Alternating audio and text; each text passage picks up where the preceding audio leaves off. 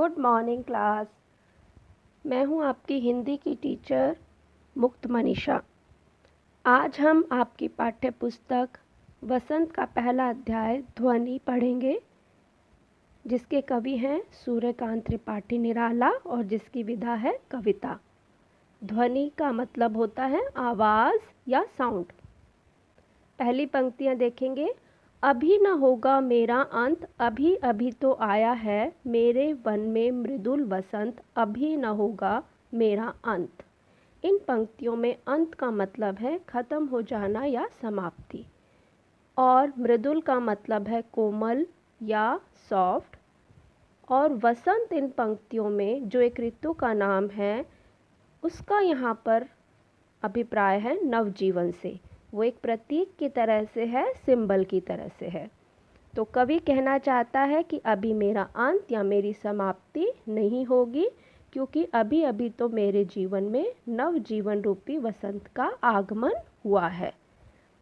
जिस प्रकार वसंत के आते ही चारों ओर उल्लास और खुशी का वातावरण छा जाता है, चारों तरफ हरियाली ही हरियाली होती है, उसी तरह से कवि कहता है कि मेरे जीवन में भी प्रेम, आशा, उत्साह और खुशी की भावना ने जन्म लिया है, इसलिए मेरा अंत अभी नहीं हो सकता।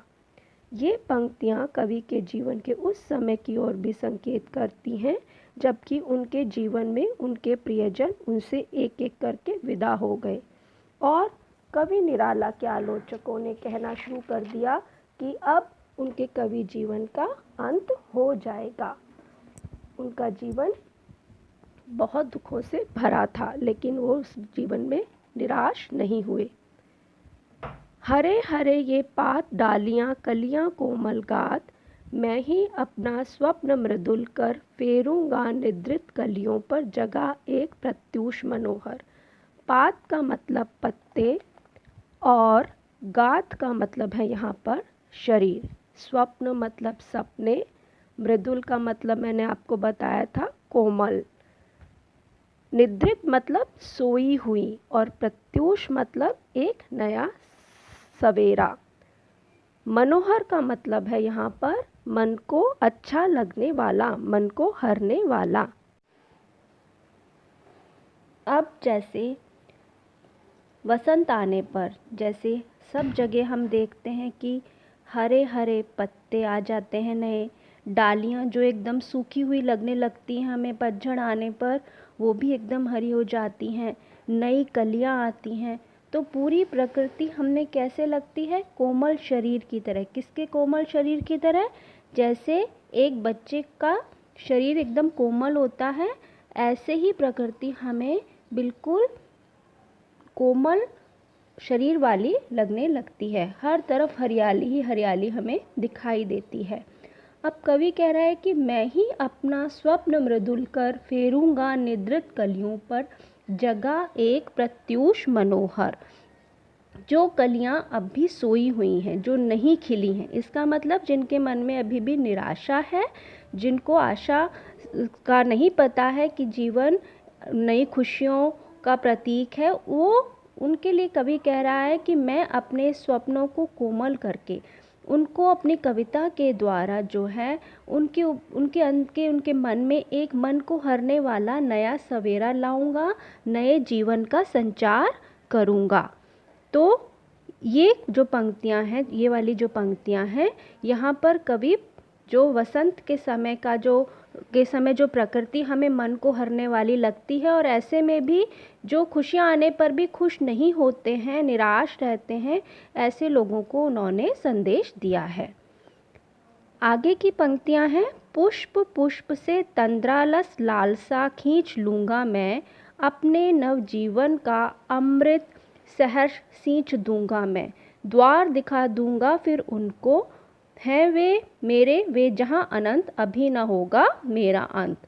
अब तंद्रालस का मतलब होता है आलस्य से भरी हुई, और लालसा का मतलब होता है इच्छा। ठीक है।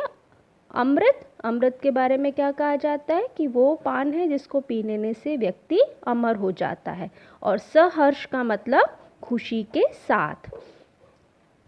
तो यहाँ पर कवि क्या कह रहा है कि कवि के अनुसार मैं अलसाए फूलों से उनका आलस्य खींच लूँगा।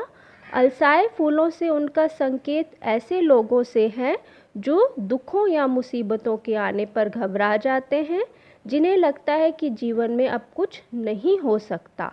उन्हें हर जगह निराशा ही दिखाई देती है।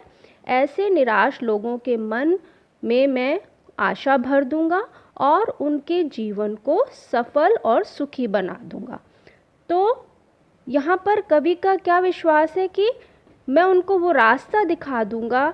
जो व्यक्ति निराश हैं तो उनके मन में मैं आशा रूपी ज्ञान के प्रकाश को भर दूंगा। जो नई पीढ़ी है उनको जीवन जीने की उनमें एक इच्छा पैदा करूंगा कि कोई भी मुसीबत या दुख आने पर कभी भी हमें निराश होकर नहीं बैठ जाना चाहिए। जीवन संघर्षों का नाम है, उसमें हमें आगे बढ़ते रहना चाहिए और जो सुख और दुख हैं वो जीवन के पहलू हैं। ठीक है, तो उनको हमें उसी तरह से समभाव रहकर, समभाव मतलब एक समान भाव रखते हुए हमें आगे बढ़ना चाहिए। बच्चों, इस कविता के दो पक्ष हैं। एक कवि निराला के जीवन से संबंधित है, जिसमें उन्होंने अपने उन आलोचकों को जवाब दिया है जिनका मानना था कि कवि निराला अपने जीवन में आए दुखों से निराश हो जाएंगे और उनके काव्य जीवन का अंत हो जाएगा। और दूसरा, उन्होंने आने वाली नई पीढ़ी को संदेश दिया है कि हमें दुखों और मुसीबतों से घबराकर निराश होकर नहीं बैठ जाना चाहिए। सुख और दुख जीवन के दो पहलू हैं, उनमें हमेशा संभाव रहते हुए आशावादी बने रहना चाहिए और आगे बढ़ना चाहिए। जो आपको इस कविता में अगर ना समझ आया हो तो आप मुझे कॉल करके पूछ